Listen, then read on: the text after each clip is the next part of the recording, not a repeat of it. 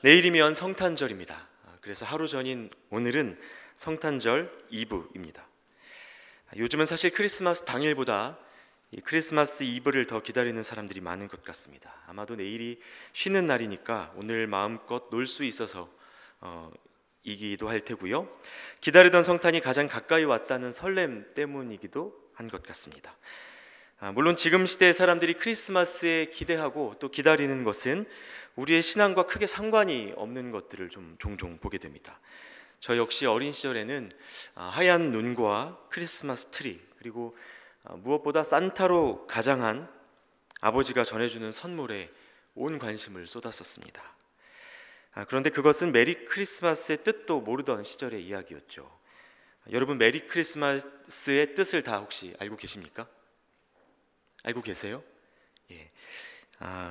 크리스는 크라이스트, 그러니까 그리스도를 뜻하는 말이고요. 마스는 예배를 뜻하는 미사를 의미합니다. 메리는 영어로 기쁘다라는 뜻이죠. 그러니까 메리 크리스마스라고 인사하면 그리스도를 예배하는 기쁨을 나누는 인사인 겁니다.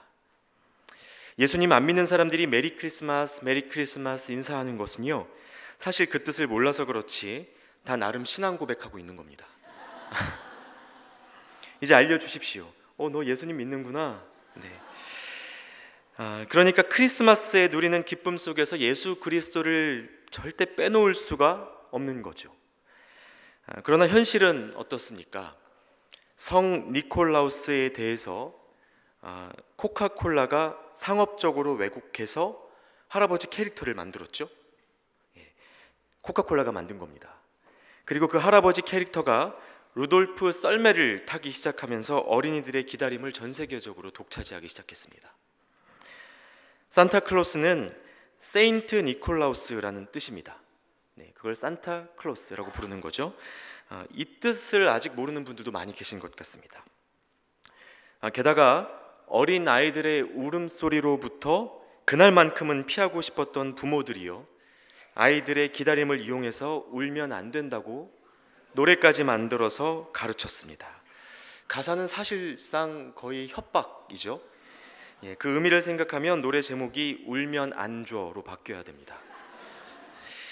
그러니까 크리스마스에 관련해서 예수님 외에 참 많은 상징들이 우리 문화 속에 들어와 있는 것을 알 수 있습니다.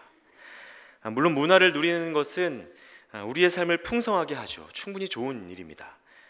덕분에 많은 사람들이 기쁨을 나누고 마음을 나누니까요. 저 역시 이 기쁨을 여러분과 함께 나누고 싶어서 작년에 이어서 올해도 크리스마스 이벤트를 준비했습니다. 크리스마스 카드에 말씀과 함께 축복의 인사를 제가 적어 두었는데요, 모두에게 드리면 한 500일 정도 걸리잖아요. 그래서 제가 모두에게 드리지는 못하고요, 지금 이 자리에 계신 분들 중 3분에게 이 카드를 나누어 드렸습니다. 혹시 앉아 계신 자리 아래에 크리스마스 카드가 도착해 있는 분 계십니까? 혹시 자리를 한번 자리 아래쪽을 살펴보시면요, 크리스마스 카드가 있는 분들이 계실 겁니다. 네. 계시면 한번 손을 들어서 좀 표해 주시겠어요? 네, 저기 계시고, 또 어디에 계시죠? 3분인데요. 네, 저 뒤쪽에 우리 형제님 한 분 계시고, 2층에 한 분 계실 텐데, 네. 은나노 제가 기억하겠습니다. 네, 저 뒤쪽에 계시네요. 예, 축하드립니다. 이분들은 예배 후에 본당 뒤쪽으로 오시면 크리스마스 케이크를 하나씩 나누어 드리도록 하겠습니다. 예, 우리 축하의 박수 한번 드릴까요?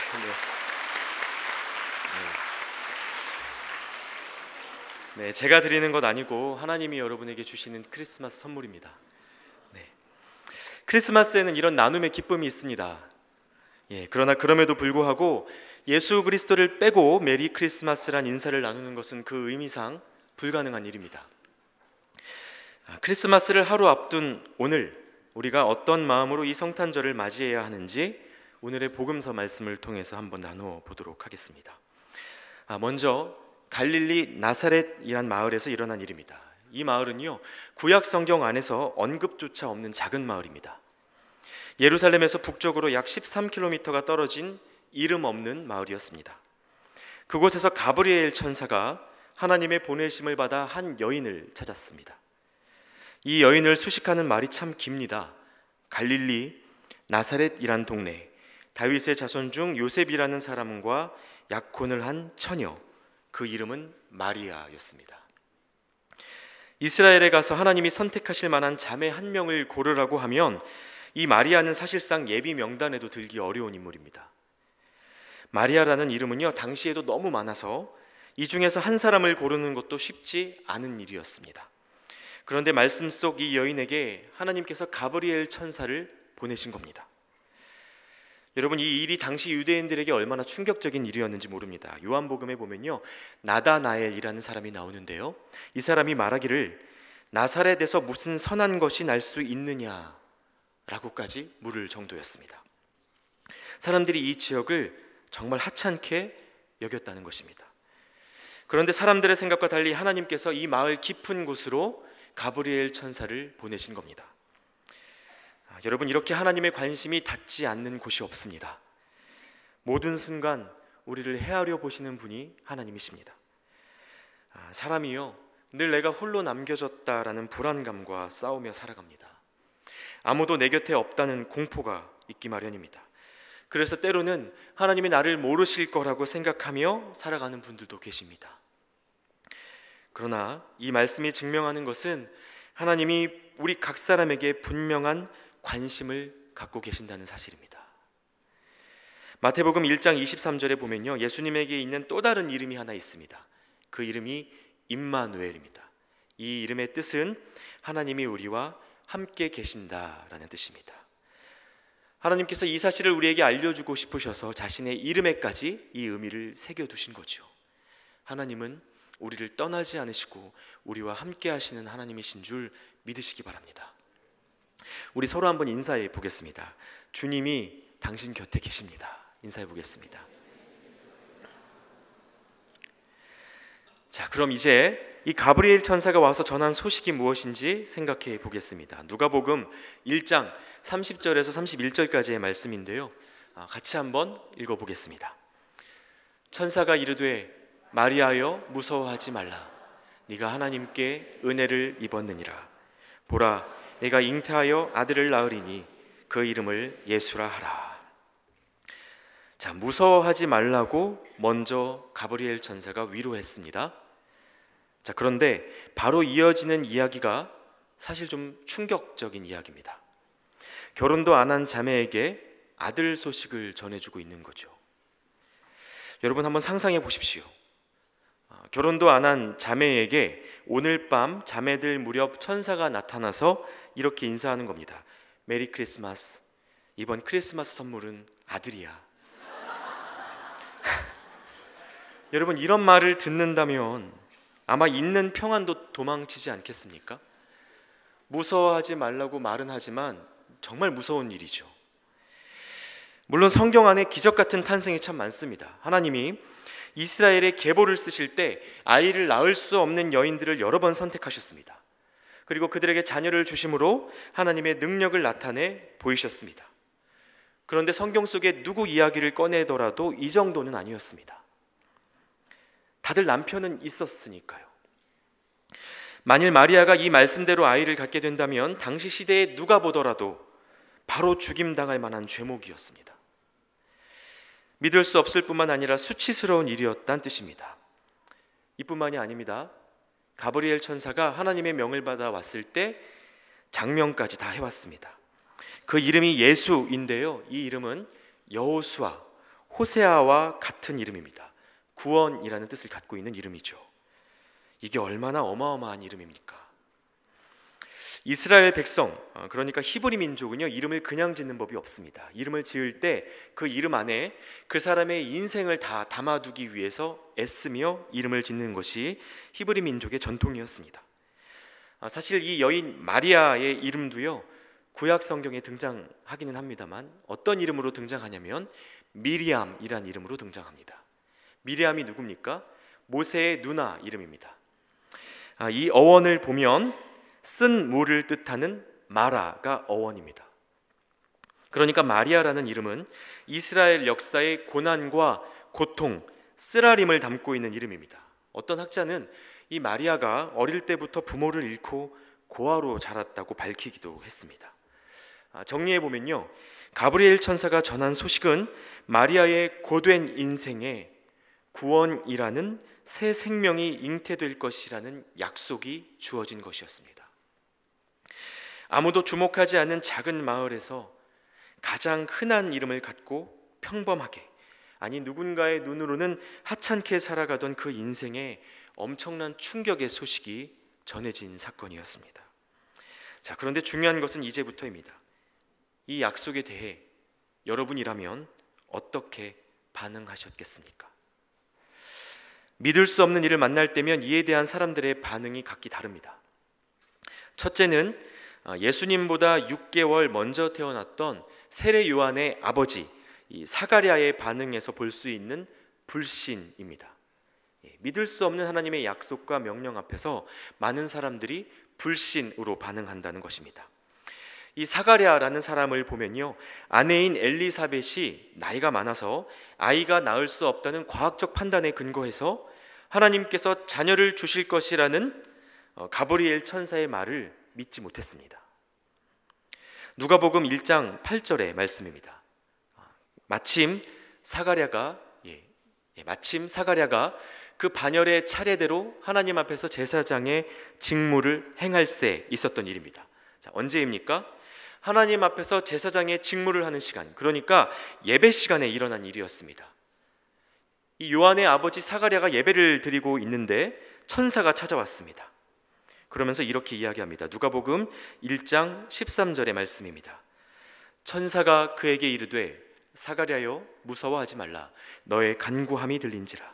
네 아내 엘리사벳이 내게 아들을 낳아 주리니 그 이름을 요한이라 하라. 자, 이 말씀이 마리아에게 가브리엘 천사가 전하는 말씀이랑 굉장히 비슷하죠. 차이점이 있다면 그 사이에 너의 간구함이 들린지라 라는 한마디가 더 있다는 겁니다. 자, 너의 간구함이 들린지라. 이게 무슨 뜻입니까? 사가랴가 자녀 달라고 기도했다는 뜻이죠. 자, 그런데 18절 말씀에 보면 사가랴가 이렇게 반응합니다. 이 말씀을 같이 한번 읽어보겠습니다. 사가랴가 천사에게 이르되 내가 이것을 어떻게 알리요? 내가 늙고 아내도 나이가 많으니이다. 자, 여러분, 사가랴 직업이 제사장이었습니다. 지금으로 말하면 목회자인 겁니다. 이런 그가 예배를 드리는 중에 천사가 찾아왔습니다. 그리고 평상시에 자녀를 달라고 기도까지 했는데요, 이렇게 천사가 찾아와서 그 기도에 응답하자 어떻게 반응합니까? 못 믿습니다. 목사가 예배 중에 기도하던 것에 응답을 받았는데 못 믿습니다. 이게 사람들의 평범한 반응이었다는 것입니다. 정말 부끄러운 일이죠. 이런 일이 없어야 하겠지만 헌신된 목회자도 믿음 없이 기도할 수 있고요, 믿음 없이 예배할 수 있습니다. 이 빈 깡통 같은 일이 우리의 이야기가 되지 않도록 조심해야 합니다.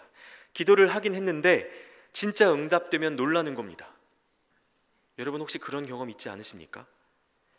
얼마나 응답되어 본 적이 없으면 그러겠냐마는 하나님은 우리의 기도를 들으시고 응답하시는 분이십니다.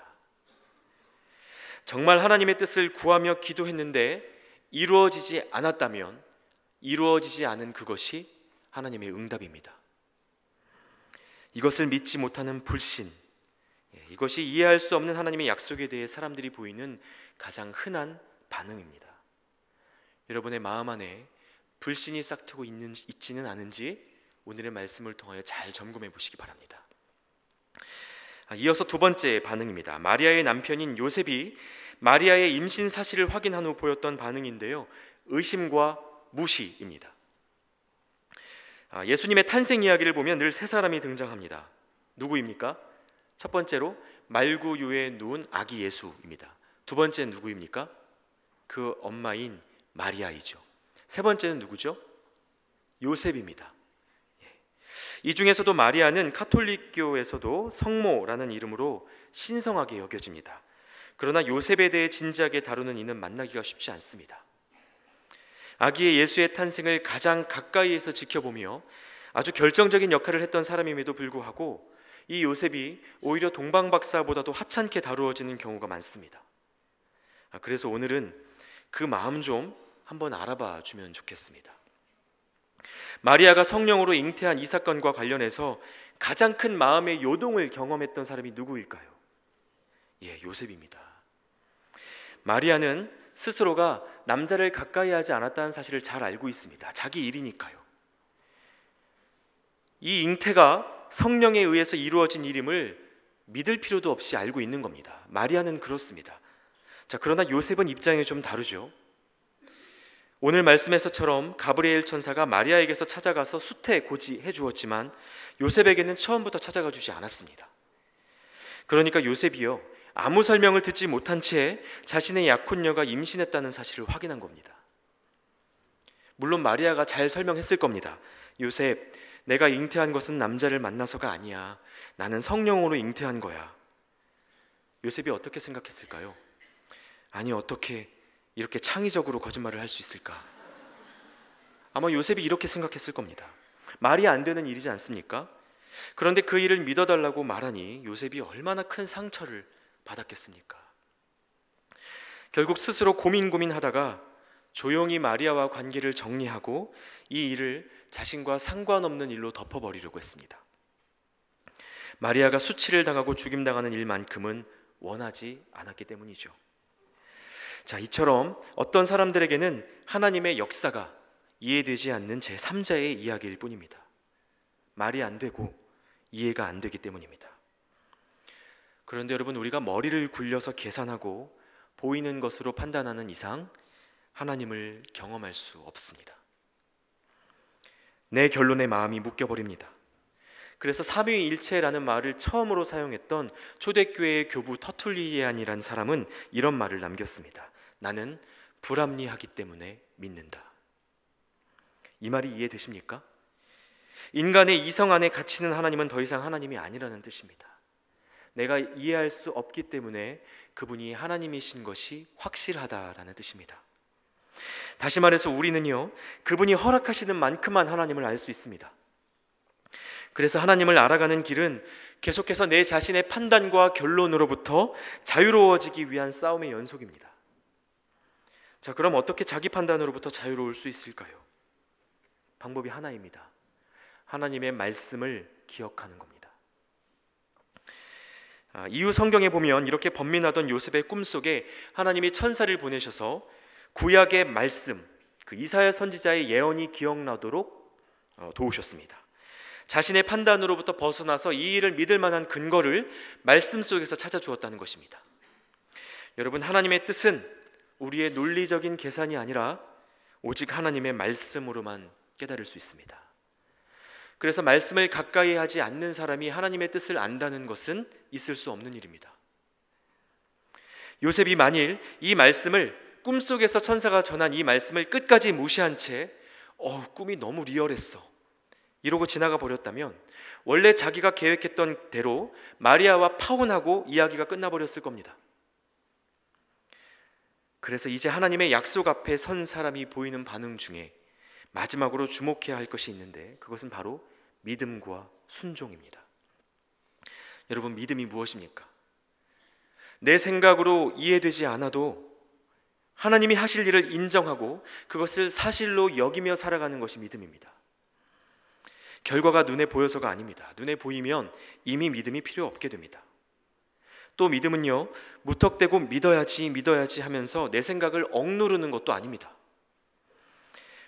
오히려 우리에게 주신 이성으로 하나님이 주셨던 말씀을 기억해내는 것이 믿음의 행위라는 것입니다.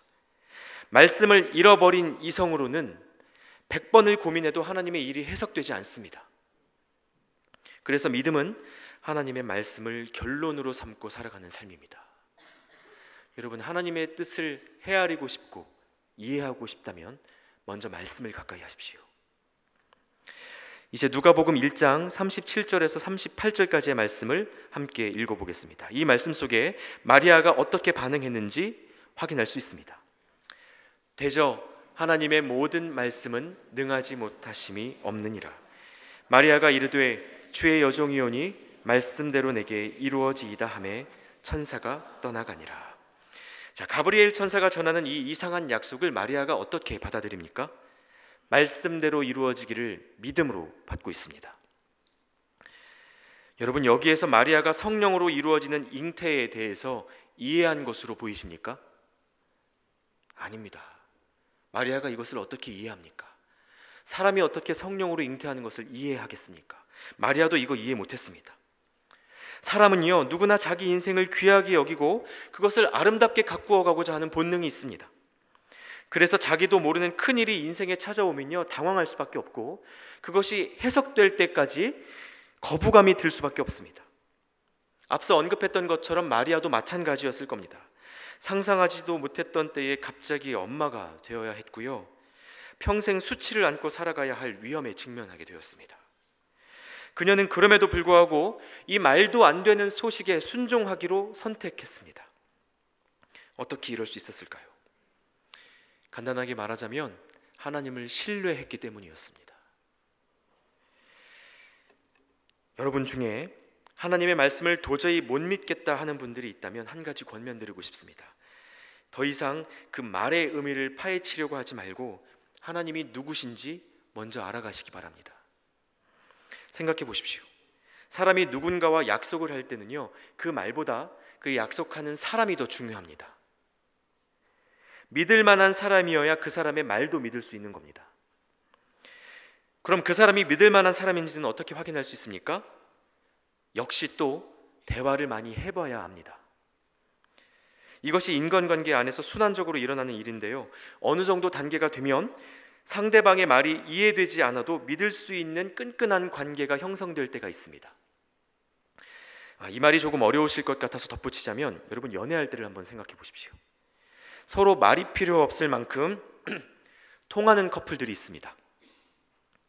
그런 경험 있으시죠? 예. 말이 필요 없을 만큼 통하는 커플들이 있습니다. 그런데 그렇게 되기까지 정말 많은 대화를 주고받았기 때문에 그렇게 된 것입니다.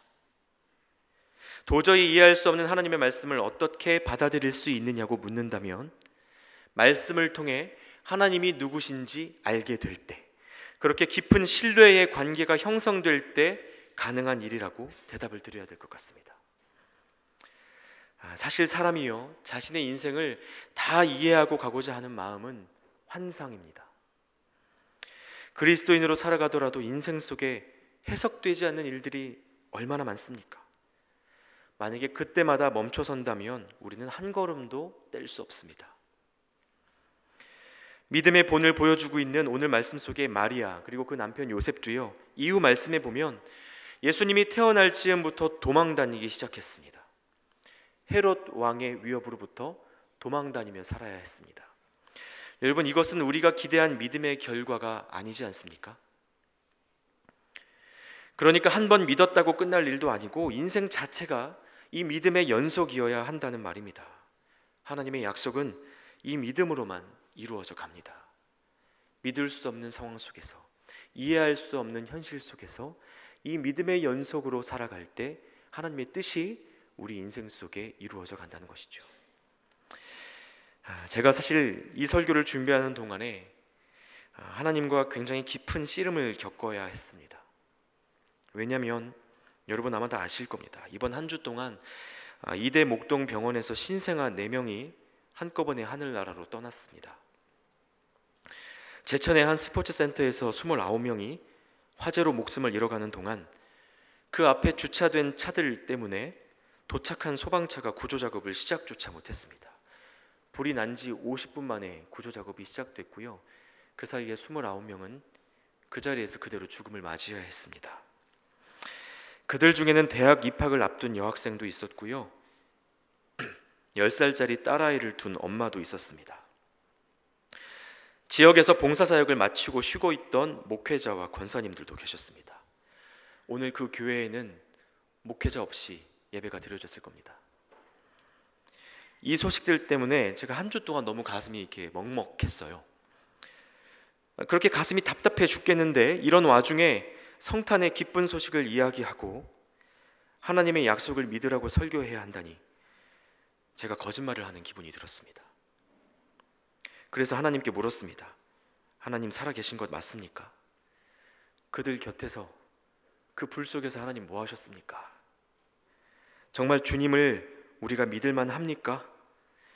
이런 질문이 제 마음에서 터져나와서 너무 힘든 시간을 보냈습니다. 그러다가 이 말씀을 제가 다시 보는데 하나님께서 저에게 마리아의 인생을 다시 보여주기 시작하셨습니다. 구원의 기쁜 소식을 전하러 온 가브리엘 천사가 마리아에게 준 것은 기쁜 소식이 아니라 미혼모로서의 삶이었습니다. 다른 모든 사람들에게 기쁜 소식이었을지 몰라도 마리아에게는 무섭고 싫은 소식이었습니다. 이렇게 생각하고 나니까 하나님께서 저에게 메시아로 오신 예수님의 인생을 또 보여주기 시작하셨습니다. 모든 사람을 구원하기 위한 축복의 통로로 오신 예수님에게 허락된 것은 기쁜 소식이 아니라 십자가였습니다. 예수님에게도 십자가는 고통이고 눈물이고 두려운 형벌이었습니다. 그래서 피하고 싶어 하셨죠. 제가 그래서 다시 깨닫게 됐습니다. 성탄을 기다리는 우리가 기쁨을 말하기 전에 먼저 나누어야 할 것은 고통이고 아픔이라는 것을요. 그리고 그것이 기쁜 소식이 될 수 있었던 데에는 믿음 가진 사람들의 희생과 순종이 있었기 때문이었다라는 사실을 알게 되었습니다. 마리아의 믿음과 순종, 예수 그리스도의 십자가 희생 때문에 인생의 고통 중에 있는 수많은 사람에게도 궁극적인 소망을 말할 수 있는 길이 열렸습니다. 그리고 결국 죽음도 무너뜨릴 수 없는 소망이 우리에게 있다고 고백할 수 있게 되었습니다. 여러분, 그래서 우리는 성탄을 기뻐하는 사람임과 동시에 희생하고 순종하는 사람으로서의 부르심 앞에 오늘 서 있는 겁니다. 지금도 우리 교회 엘리몰에서는 아까 광고한 대로 빈방 있습니까? 라는 공연이 이루어지고 있습니다. 저는 이 제목을 들으면 예수님이 누울 만한 곳이 없어서 여기저기 여관방을 찾아다녀야 했던 요셉과 마리아의 모습이 떠오릅니다. 그런데 하나님께 필요했던, 그분이 그토록 찾으셨던 빈방이 과연 무엇이었을까요? 아무도 돌아보지 않던 작은 마을 나사렛에서 평범하게 살아가던 이 젊은 부부의 믿음, 어쩌면 이 믿음이 하나님이 그토록 찾으셨던 빈방일지 모릅니다. 예수님은 여관방이나 말구유를 통해서 오신 것이 아니고 바로 이 믿음을 통해서 세상 안으로 오셨습니다. 여러분의 마음 안에는 예수님이 누우실 자리, 하나님의 약속이 이루어질 그 믿음의 방이 있으십니까? 하나님께서는 마리아에게 요구하셨던 그 믿음과 순종을 오늘 이 시간 우리에게서 찾기 원하십니다. 성령으로 잉태되리라는 이 말도 안 되는 말씀을 믿고 순종했던 마리아처럼 주께서 지금도 우리와 함께 하시며 곧 다시 오시리라는 이 이해할 수 없는 두 번째 약속을 믿는 믿음이 우리에게 과연 있습니까? 여러분, 이번 성탄절에 예수께서 하나님의 말씀을 믿고 순종하는 이 청년들을 통해 이 땅에 오셨다는 사실을 기억하시기 바랍니다. 그분은 지금도 우리의 믿음을 통해 이 땅에 새로운 생명을 부어주고 계십니다. 마리아처럼 그 믿음의 주인공으로 쓰임받는 우리 모두가 되기를 축복합니다. 기도하겠습니다. 하나님, 감사합니다. 오늘도 우리를 예배하는 자리로 부르시고 성탄의 기쁜 소식이 우리에게 가르치는 믿음의 의미를 기억하게 하시니 감사를 드립니다. 세상과 같은 모습으로 형체 없는 기쁨을 추구하며 누렸던 우리를 불쌍히 여겨주시고 마리아가 그러했던 것처럼 하나님을 신뢰하고 온전한 믿음과 순종의 본을 보이는 우리가 되게 하여 주시옵소서. 우리의 믿음을 통해 이 땅에 새 생명을 부으시고 모든 슬픈 자를 위로하는 하나님의 사랑이 증거되게 해 주시옵소서. 지금도 우리와 함께 하시며 소망의 약속이 되시는 예수님의 이름으로 기도하옵나이다.